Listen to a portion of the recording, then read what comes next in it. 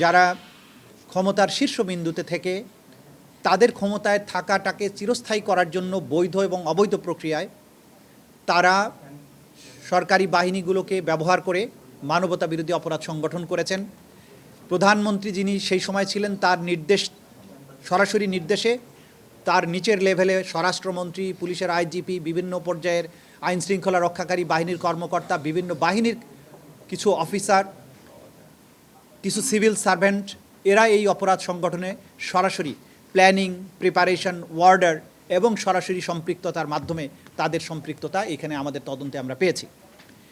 এই তদন্ত প্রক্রিয়া চলমান থাকা অবস্থায় আপনারা সবসময় আমরা যেটা বলেছি আপনাদের কাছে যে প্রধান আসামি শেখ হাসিনা সহ তার সুপিরিয়র কমান্ডারদের জন্য তদন্তটা আলাদাভাবে হচ্ছে, কারণ বাংলাদেশের সর্বত্র যে জায়গাতেই অপরাধগুলো হয়েছে প্রত্যেকটা অপরাধের সাথে তাদের সম্পৃক্ততা প্রমাণিত।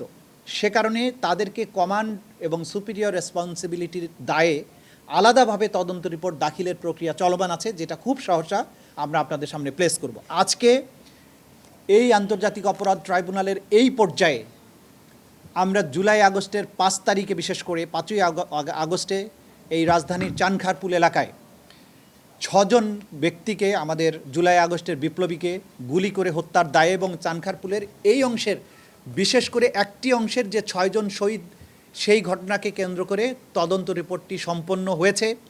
গতকালকে তদন্ত সংস্থা আমাদের কাছে সেই রিপোর্টটি হস্তান্তর করেছে। সেই রিপোর্টে 8 জনকে আমরা আসামি হিসাবে পেয়েছি। সেই 8 জন হচ্ছেন ডিএমপির সাবেক কমিশনার হাবিবুর রহমান, ডিএমপির সাবেক যুগ্ম কমিশনার সুদীপ কুমার চক্রবর্তী, শাহ আলম মোহাম্মদ আক্তারুল ইসলাম সাবেক ADC Ramna zone DMP, Mohammad Imrul সাবেক AC Ramna zone DMP, Arshad Hossain সাবেক পুলিশ পরিদর্শক অপারেশন শাহবাগ থানা, কনস্টেবল সুজন, কনস্টেবল ইমাজ হোসেন এবং কনস্টেবল নাসিরুল ইসলাম।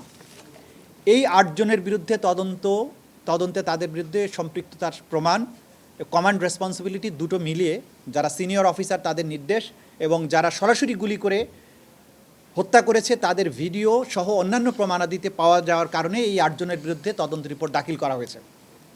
এই তদন্ত রিপোর্টে প্রধানমন্ত্রী হাসিনা, স্বরাষ্ট্রমন্ত্রী এবং পুলিশের আইজিপি এদের বিরুদ্ধেও অপরাধের সম্পৃক্ততার তথ্য এসেছে, কিন্তু যেহেতু তাদের বিরুদ্ধে আলাদাভাবে তদন্ত চলমান আছে এবং সম্মিলিতভাবে তাদের বিরুদ্ধে একটাই চার্জশিট দেওয়া হবে, সেই কারণে এই চার্জশিটে তাদেরকে বিচারের জন্য উপস্থিত করানো হয়নি।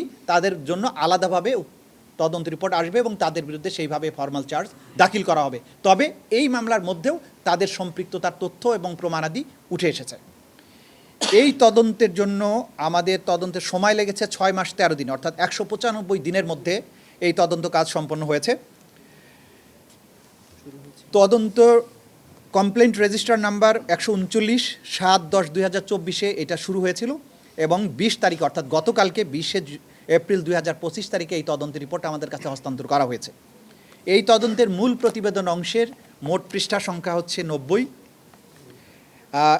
অন্যান্য আচ্ছা, এরপরে দালিলিক প্রমাণ, অডিও এবং অন্যান্য প্রমাণাদি আলাদা ভলিউমে সংরক্ষিত আছে, সেটার নাম্বারগুলো এই মুহূর্তে আমি দিতে পারছি না।